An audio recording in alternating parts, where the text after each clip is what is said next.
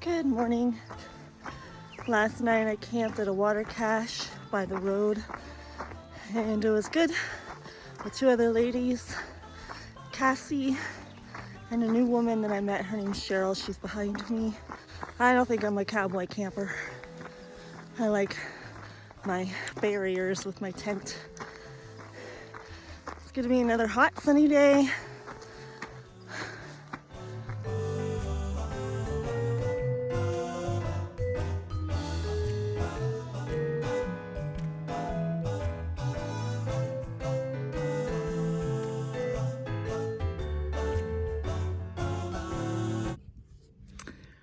So, small problem. Just small problem. My I don't even know how to explain this. I told you yesterday that my water bladder bite valve was gone. So if I put my bag down in a certain way, the water just comes out of the hose. There's no stopping it. So I filled up this morning at the water cache and I filled up like 4.5 liters. It was obvious that there's some water that had leaked out onto the ground, and it was kind of doing that all along, so I didn't think anything of it. I'm like, oh yeah, some water leaked out, but I didn't check to see how much actually leaked out, and all 2.5 liters in my water bladder is gone. It leaked out. I'm pretty sure it's coming from the hose when I put my pack down and I wasn't careful. But maybe there's a hole in the, I don't know. I gotta figure this out. So I'm carrying 2 liters of water, which is enough to get me to the fire station, which is only 8 miles away. But I like my water bladder. I need to fix this problem. So this is like probably my major problem that I've had, all on the PCT. So, but you know, that's okay in terms of my gear. And I have a short water carry anyway, like 4.5 liters to go 12 miles was probably overkill anyways, but yesterday I was short on water and I don't like that feeling. Anyway, I use my water bladder to drink, and then my water bottles are backups to put electrolytes in or flavored water in, or when I take a long break I'll chug that water. But my water bladder I use for sipping on all throughout the day, especially when my mouth gets dry, and I don't have it.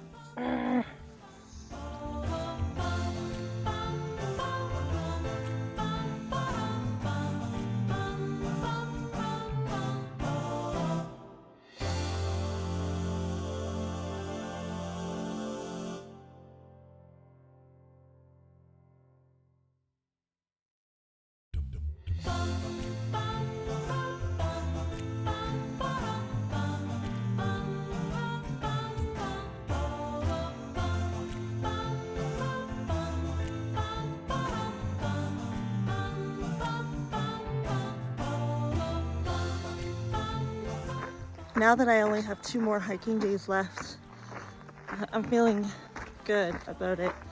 The last 2 days were pretty hard. I wanted to like just skip ahead or stop or just say that I did it, and I was really struggling, especially, I don't know if it was because it just 500 miles just seems so far away but yet so close, like close enough, or if it was really really hot those last couple of days, which it was. But I made it through, and I had ice cream yesterday, which was nice, some trail magic. And now I'm thinking about, wow, like today and tomorrow, and that's it. Tomorrow night I'll be done. And what am I gonna do when I get home? So my son graduates, so I get to see him all dressed up for prom. I didn't go out shopping with him to buy a suit, which really is probably a good thing because we probably wouldn't have agreed anyways. So I just sent him money and said, go shopping. And I want to do some kayaking with my daughter, and I want to do some cycling with my partner Bob, and hang out with my sister. Like I have a year off. I don't know if I said that before, but I took a whole year off from work. So that's just the summer. And then my kids and I are gonna go on our own adventure. We're gonna go to Western Canada for 6 months. I rented my house out and rented a condo in Alberta, and we'll have our own adventure together. So I'm looking forward to that. Yeah, a year of adventure, 2022. How lucky am I?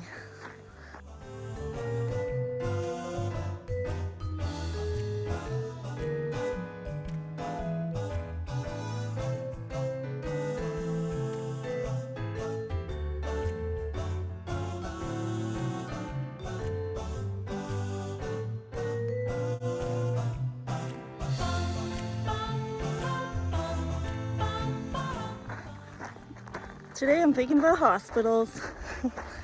I spent a lot of time at the Sick Kids Hospital in Toronto, and you know, I don't have any bad memories of that hospital. It was actually, they're all fun, good memories. And I actually wanted to be a nurse when I was coming out of high school, but that was in 1998, and all the cutbacks were happening with the healthcare in Canada, so I thought, no, I'm not going to get a job being a nurse, so I decided for massage therapy. But I'm glad I chose that. It gave me a lot of flexibility in my life, and I love what I do. So hospitals, sick kids. Where was I going with that? When I was in massage school, I went to the hospital for sick children in Toronto, and I got my records, and it showed some pictures and the notes for the surgical procedures, and it was actually pretty neat to read through, and I understood the medical lingo because I was being taught it in school. So it was really neat, and I still have that. I should dig it up and look at it.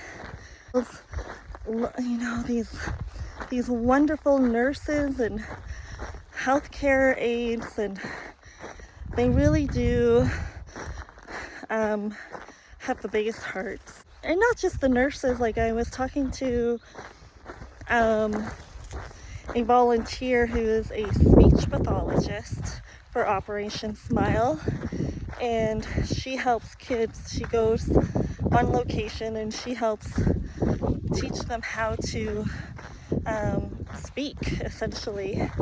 And I had an interview with her, and I'll find it and I'll link it to this video. But just all the medical professions that are needed. A lot of these kids may grow up with an unrepaired cleft lip and palate. So initially, when they're very young, they're not very aware of the difference in their facial features, but as they get older, they become more self-conscious. And an unrepaired cleft, which is an opening in the palate, it can make it very difficult for babies to feed. And then as children get older, it has a big impact on their ability to produce the different speech sounds in their language. Teaching the children how to make the speech sounds correctly, and very importantly, teach the parents how to do the speech therapy with the children, because still, many children, the only opportunity they will have to have any interventions and support for their speech development is during these programs. And where Operation Smile as an organization is developing and has developed several cleft care centers. I think there are something like 27 now countries in 18 different countries. You know, I'm so grateful that my kids were born healthy, and and there's so many other diseases and illnesses that little kids have to go through.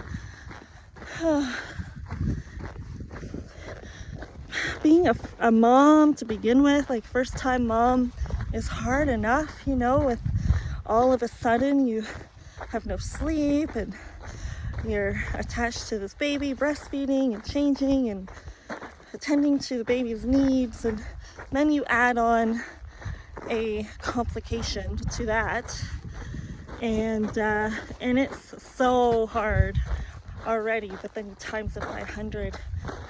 Oh, these moms are rock stars. All you cleft lip and palate baby moms, you guys are rock stars.